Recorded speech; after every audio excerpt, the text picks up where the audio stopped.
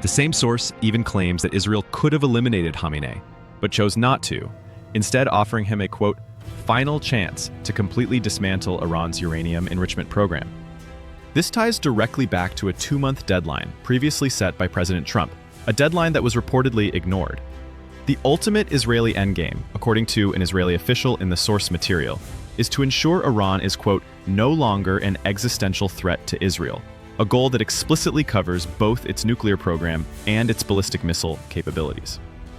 This brings us to the United States and the complicated role of the Trump administration.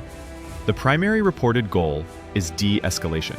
The administration is described as being extremely wary of being dragged into another war in the Middle East.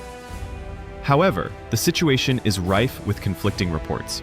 A CNN report, citing U.S. sources, claimed President Trump opposed an Israeli plan to kill the supreme leader. But Israeli Prime Minister Netanyahu reportedly called that specific report fake.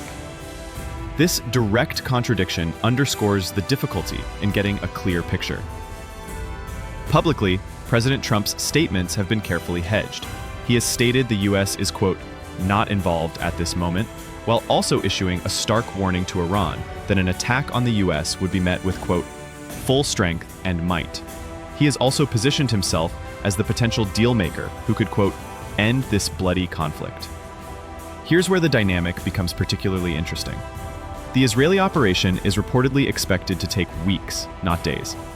And according to both White House and Israeli officials cited in the sources, this extended operation seems to be moving forward with implicit U.S. approval. The thinking is that this sustained pressure might lead back to the negotiating table.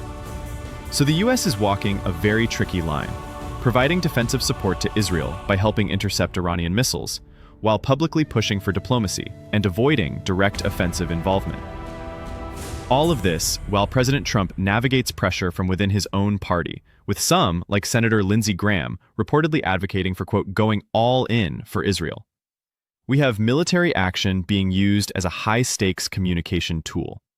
We have strategic objectives focused squarely on dismantling Iran's nuclear and missile programs. And we have the United States attempting a delicate diplomatic dance, balancing its alliance with Israel against its desire to avoid a wider war.